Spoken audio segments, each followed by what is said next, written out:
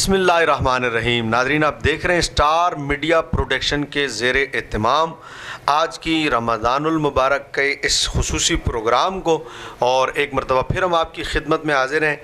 آج کے اس پروگرام کا آغاز کرتے ہیں تلاوت کلام پاک سے۔ روز کی طرح ہمارے ساتھ موجود ہیں قاری اعجاز حسین باروی صاحب۔ آپ سے گزارش ہے کہ تلاوت کلام پاک سے آغاز فرمائیں۔ اعوذ باللہ من الشیطان الرجیم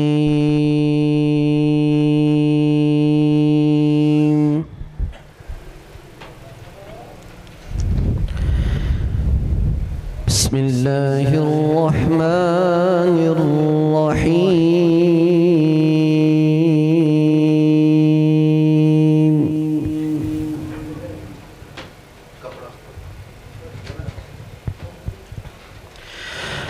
یا ایہا الذین آمنوا لا تتخذوا الکافرین اولیاء من دون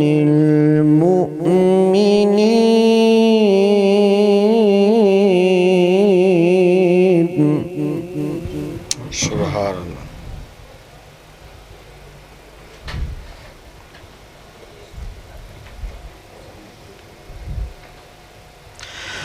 أتريدون أن تجعلوا لله عليكم سلطانا مبينا سبحان اللہ۔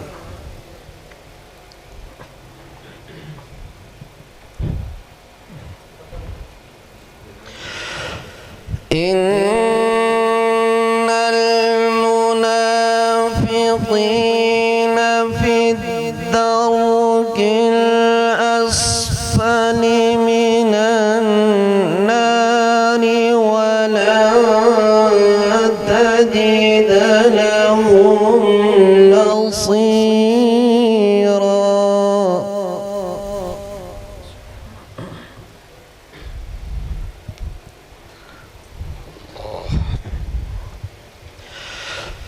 إلا الذين تابوا وأصلحوا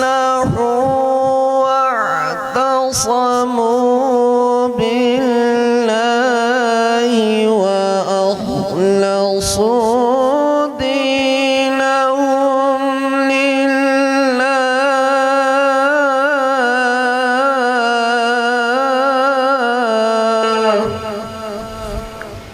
اللہ۔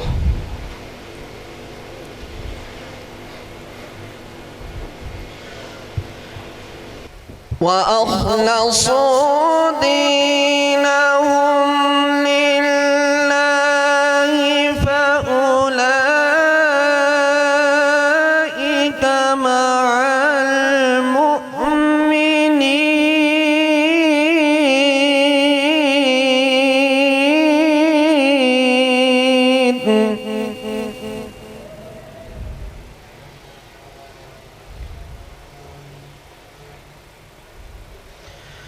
وسوف يؤتي الله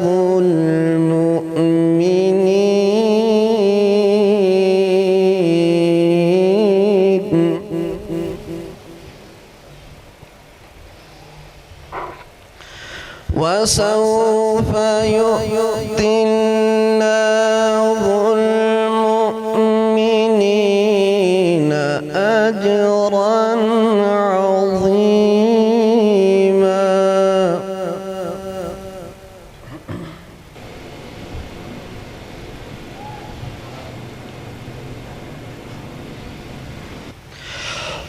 ما يفعل الله بعذابكم إن شكرتم وآمنتم وكان الله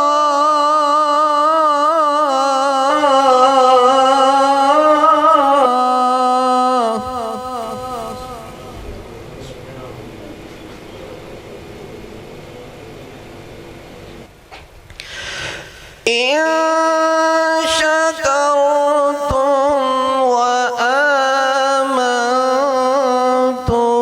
وكان الله شاكرا عليما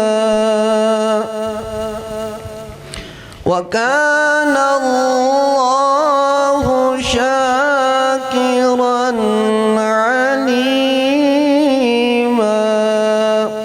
صدق الله العظيم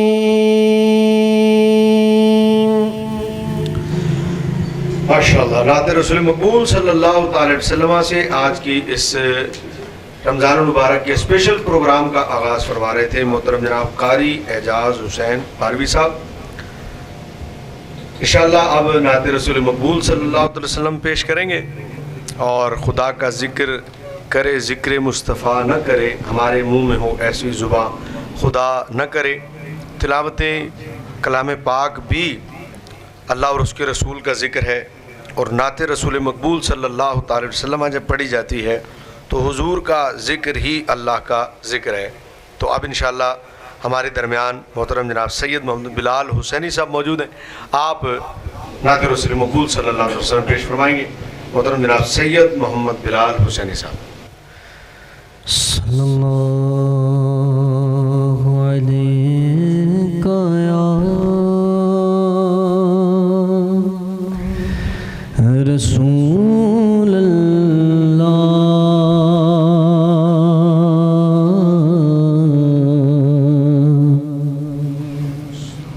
وسلم علیک یا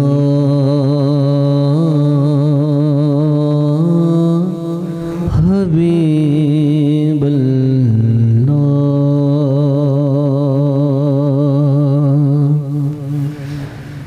کوئی سلیقہ ہے آرزو کا، کوئی سلیقہ ہے آرزو کا، نہ بندگی میری بندگی ہے، سب تمہارا کرم ہے آقا، یہ بس تمہارا کرم ہے آقا، کہ بات اب تک بنی ہوئی ہے، یہ سب تمہارا کرم ہے آقا، اور کسی کا احسان کیوں اٹھائیں، کسی کا احسان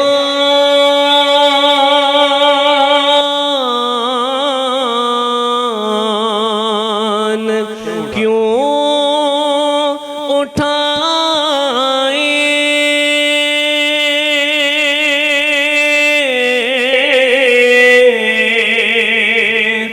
کسی کو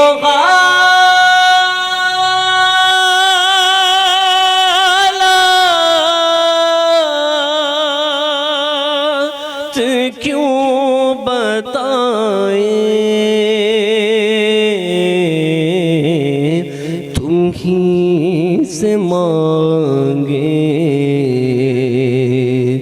گے، تم ہی دو گے، کیونکہ تمہارے در سے ہی لو لگی ہے، سب تمہارا ہے آقا،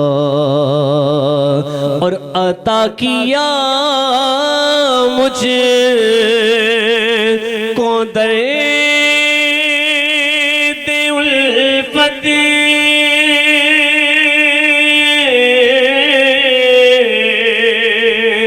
کہ کہاں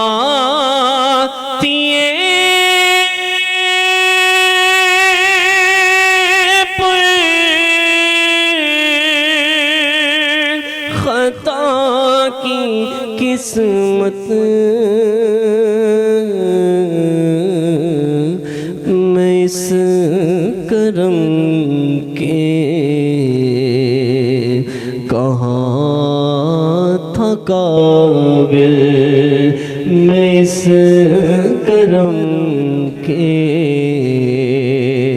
کہاں تھا قابل، حضور کی بندہ پروری ہے، یہ سب تمہارا کرم ہے آقا، اور انہی کے در سے خدا ملا ہے، انہی سے اس کا واللہ پتہ چلا ہے، انہی کے در سے خدا ملا گے،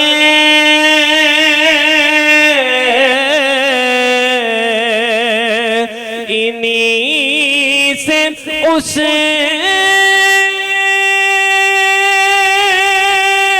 کا پتہ چلا ہے، وہ آئینہ جو خدا نما ہے، وہ آئینہ جو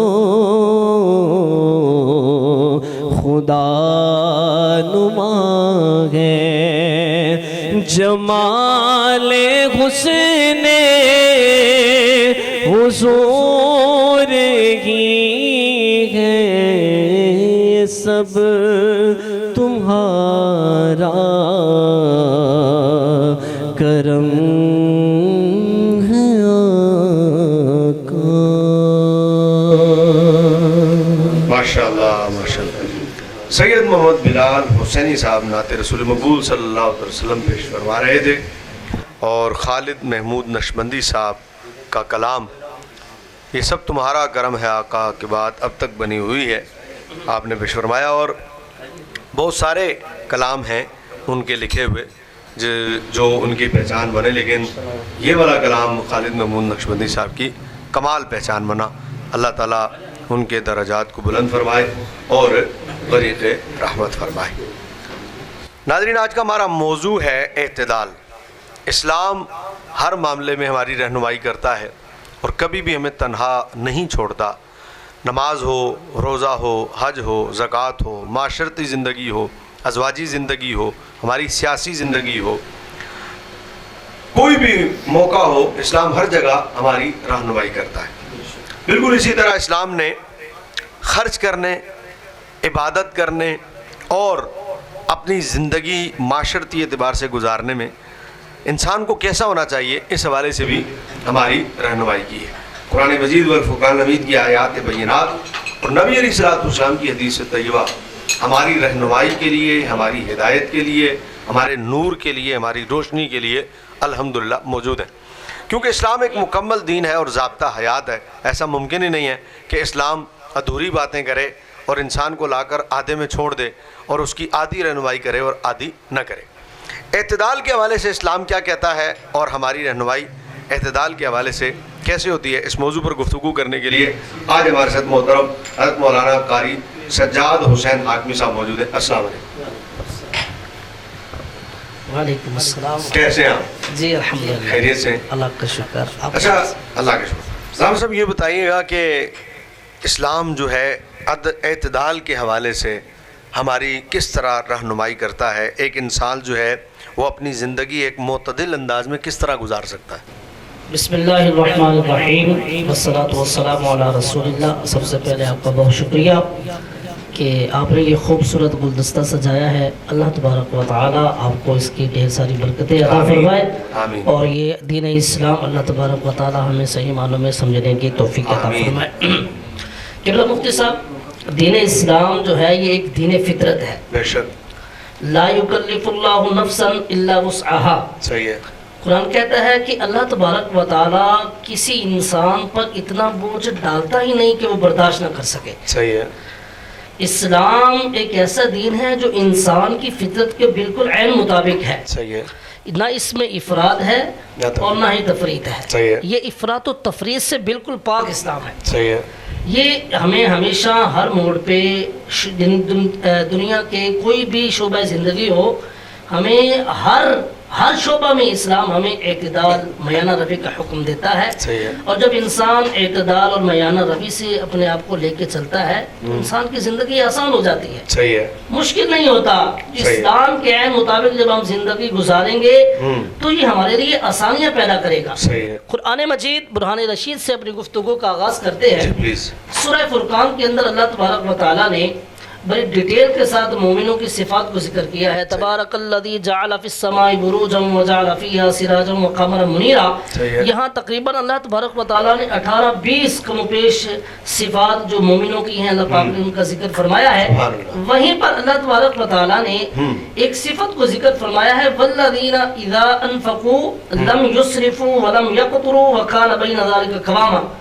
अल्लाह तबारक व तआला ने मोमिनों की एक सिफत को जिक्र करते हुए फरमाया कि मोमिन वो हैं कि जब वो खर्च करते हैं तो लम युस्रिफू, ठीक है, वो फजूल खर्ची नहीं करते, ठीक है, वलम यक्तुरू, और कंजूसी भी नहीं करते, वकान वलम यक्तुरू वकान बैन ज़ालिका क़वामा, बल्कि इन दोनों के बैन रहते हैं, दरमियान में रहते हैं, ना फजूल खर्ची करते हैं और ना ही बिल्कुल कंजूसी करते हैं, बल्कि बैन रहती है। और यही इत्तेदाल है। सही है। यही इस्लाम का हुस्न है, खूबसूरती है कि ये मोमिन की सिफात में से एक सिफत है। सही है। अगर आज मोमिन इस सिफत को अपना लेगा तो यकीनन उसके लिए आसानी है। और ये समझ लेना कि सिर्फ माल खर्च करने में हमारे लिए जो है इस्लाम ने मयाना रवि रखी है, ऐसा नहीं है। वो जिंदगी का कोई भी शोबा हो, कुरान मजीद बुरहान रशीद हमारी रहनुमाई करता है। हमारा मौजू है चूँकि एतदाल, बिल्कुल है। तो हम अगर जिंदगी के किसी भी शोबे में एतदाल को लेते हैं तो कुरान हमारी रहनुमाई करता है। कुरान मजीद बुरहान रशीद में अल्लाह तबारक व तआला इरशाद फरमाता है, कुलू वशरबू वला तुस्रिफू। ठीक है। ये खाने पीने के एतबार से कुरान पाक हमारी एतदाल कुरान पाक हमारी रहनुमाई कर रहा है। कुलू, कुरान कहता है खाओ, वशरबू पियो भी, वला तुस्रिफू, सही है, लेकिन फजूल खर्ची ना करो। यही एतदाल है, यही मयाना रवि है कि बंदा खाने पीने में ना फजूल खर्ची करे और ना ही कंजूसी करे। जितनी जरूरत है बंदा उसके मुताबिक खाए। यही कुरान का हुक्म है, यही इस्लाम का हुक्म है और यही एतदाल और मयाना रवि है। दूसरे मकाम पर अल्लाह तबारक व तआला कुरान मजीद में इरशाद फरमाता है, वजअलना नौम सुबाता। आज हम नींद को लेते हैं तो आप देखते हैं जिस बंदे को नींद ना आए वो बेचैन रहता है, तसव्वुर का शिकार है, उसकी तबीयत में अजीब सी उकताहट है, सही है, वो अपने आप से ही जो है वो चला गया होता है, उसके अंदर झिझकपन आ जाता है। तो कुरान कहता है वजअलना नौम सुबाता, हमने तुम्हारे लिए नींद को आराम बनाया है। सही है। आज हमारे नौजवानों में इस एतबार से आप देख लें हद से तजावुज कर गए हैं। सारी रात को मोबाइल इस्तेमाल करना और बेजा इस्तेमाल करना। ये मोबाइल एक ऐसी चीज है कि अगर आप इसको सही मानों में इस्तेमाल करते हैं तो ये बड़ा आपको कीमती बना देता है, अनमोल बना देता है। लेकिन अगर आप फजूल की तरफ इसको ले जाएंगे तो फिर आपको ये वहां पर लाकर खड़ा करेगा कि आप किसी काम के नहीं रहेंगे, गले बह जाता है। हमारे नौजवान शाम को बैठते हैं, सुबह हो जाती है, पूरी रात تو نیند نہیں کرتے. جب نیند نہیں کرتے تو طبیعت میں سستی, اکتاہٹ, نماز کے قریب نہ جانا, والدین کی نافرمانی کرنا, گھر میں جو ہے وہ عجیب انداز میں بات کرنا, ذہنی طور پر ڈسٹرب رہتے ہیں. ذہنی طور پر ڈسٹرب. جب بندہ ذہنی طور پر ڈسٹرب ہو جاتا ہے تو پھر وہ جس سے بھی بات کرتا ہے ایک عجیب لہجے میں بات کرتا ہے. بالکل ایسے. اگر بندہ سمجھتا ہے یار پتہ نہیں اسے کیا ہو گیا ہے, نفسیاتی ہو جاتا ہے. نفسیاتی. تو قرآن کہتا ہے وَجْعَلْنَا النَّوْمَ سُبَاتًا, ہم نے نیند کو تمہارے لیے حرام بنایا ہے. تو اس لیے جب بندہ سو کے اٹھتا ہے تو کتنا فریش ہوتا ہے, فریش ہوتا ہے. بشاش, اس کے چہرے کی تازگی بتا رہی ہوتی ہے کہ یہ تر و تازہ ہے. بات کرتا ہے تو حسن ہے, کلام کرتا ہے تو حسن ہے, اگلے کا انداز بتا دیتا ہے کہ یار یہ بندہ بڑا شاد بشاش ہے, اس کے اندر کوئی چچڑاپن, کوئی تلخ مزاجی نہیں ہے. تو یہ قرآن ہمیں نیند کے اعتبار سے میانہ روی کا ہمیں درس دے رہا ہے. اور ایک اور مقام پر قرآن مجید میں اللہ تبارک و تعالیٰ ارشاد فرماتا ہے وَلَا تَجْعَلْ يَدَكَ مَغْلُولَةً إِلَىٰ عُنُقِكَ وَلَا تَبْسُطْهَا كُلَّ الْبَسْطِ. قرآن مجید برہان رشید یہاں ہمیں مال خرچنے کے اعتبار سے, مال خرچ کرنے کے اعتبار سے ہمیں درس دے رہا ہے, ہماری رہنمائی کر رہا ہے. قرآن کہتا ہے وَلَا تَجْعَلْ يَدَكَ مَغْلُولَةً إِلَىٰ عُنُقِكَ. اللہ فرماتا ہے اگر تمہارے پاس مال آ جائے تو یہ نہیں کہ تم جو ہے وہ اس مال پر سانپ بیٹھ جائے اور تمہارے ہاتھ جو ہے اپنی گردن کے ساتھ بندھے رہیں اور تم خرچی نہ کرو. صحیح ہے. اور فرمایا وَلَا تَبْسُطْهَا كُلَّ الْبَسْطِ. اور یہ بھی نہیں ہے کہ آئے اور جیسے آیا سارا اڑا دیا, سارا اسی وقت خرچ کر دیا. نہیں, فرمایا یہ میانہ روی ہے, درمیان میں رہے, اعتدال, توازن برقرار رہے. خرچ کرنے میں جب توازن ہوگا, اس لیے تو ہمارے لوگ پریشان ہوتے ہیں جب سیلری آتی ہے تو بغیر سوچے سمجھے جو ہے وہ خرچ کر دیتے ہیں, اور جب مہینے کے اینڈ آتا ہے تو پریشان ہو جاتے ہیں. تو وَلَا تَجْعَلْ يَدَكَ مَغْلُولَةً إِلَىٰ عُنُقِكَ وَلَا تَبْسُطْهَا كُلَّ الْبَسْطِ. قرآن کہتا ہے آئے تو پھر اتنا بھی نہیں خرچ کرنا کہ بالکل اپنے ہاتھوں کو کھول دو, اور آئے تو پھر اپنے ہاتھوں کو قبر کے ساتھ جو ہے وہ گردن کے ساتھ بھی نہیں باندھ لینا کہ تم خرچ کرو ہی نہیں. جتنی ضرورت ہے جہاں پر اتنا خرچ کرنا یہ اعتدال ہے اور میانہ روی ہے. اسی کا ہمیں اسلام درس دیتا ہے, یہی ہمیں اسلام خوبصورت ہماری رہنمائی کرتا ہے. اور ویسے بھی قرآن مجید میں آتا ہے وَلَا تَعْتَدُوا إِنَّ اللَّهَ لَا يُحِبُّ الْمُعْتَدِينَ. اللہ فرماتا ہے حد سے نہ بڑھو کیونکہ میں حد سے بڑھنے والوں کو پسند نہیں کرتا. تو یہ اللہ تبارک و تعالیٰ نے باقاعدہ ہمیں میانہ روی کا باقاعدہ طور پر درس دیا ہے قرآن مجید میں. وہ زندگی کا کوئی بھی شعبہ ہو, یہ میں بطور مثال چند باتیں عرض کی ہیں, تو زندگی کا کوئی بھی شعبہ ہو قرآن ہمیں میانہ روی کے درس اعتدال ہونا چاہیے. اعتدال ہونا چاہیے. اچھا, کیا کہیں گے آپ ان لوگوں کے بارے میں کہ کسی کو نیا شوق چڑھتا ہے عبادت کا, اس کے دل میں آتا ہے جناب کے انیاں پڑھنیاں نے, جناب کے متھے تے میرا آوی پا لینا ہے, تے سامنے والے نوں دسنا پا جی تو سانوں جاندا نہیں, اسی نمازی بن گئے ہیں, اور رات کو پوری رات نفل بھی پڑھ رہا ہے, اور 2-4 دن تو وہ جناب والا صلاۃ و تسبیح بھی ہو رہی ہے اور نفل بھی ہو رہے ہیں اور لمبی عبادتیں بھی ہو رہی ہیں, اور 2-4 دن کے بعد پتہ چلتا ہے کہ جناب والا ہوں جڑیاں فرض نے وہ بھی گئے. تو اتنی 4-5 دن میں لمبی پڑھ لینی چاہیے کہ 4-5 دن پوری رات جاگیں کہ دوسرے دن آپ کو صبح جو ہے فجر بھی نصیب نہ ہو. اللہ, کیا کرنا چاہیے؟ دیکھیں, ہم اسی بات کا حل آقا علیہ الصلوۃ والسلام کے فرامین سے لیتے ہیں. بالکل. میرے اور آپ کے آقا صلی اللہ تعالیٰ علیہ وسلم مکہ المکرمہ کی وادی ہے, میرے آقا گزر رہے ہیں, ایک آدمی جو ہے وہ پہاڑ کی چٹان پر جو ہے پہاڑ کے اوپر نماز پڑھ رہا ہے. صحیح ہے. میرے آقا صلی اللہ تعالیٰ علیہ وسلم نے اسے دیکھا, گزر گئے. صحیح ہے. تھوڑی دیر بعد میرے آقا صلی اللہ تعالیٰ علیہ وسلم کا پھر وہیں سے گزر ہوا. صحیح ہے. میرے آقا نے دیکھا وہ وہیں پہ نماز پڑھ رہا ہے, پر وہ نماز رہا تھا, ٹھیک ہے, نیکی کا کام کر رہا تھا, ٹھیک ہے, برائی نہیں تھی, ٹھیک ہے, نماز پڑھ رہا تھا.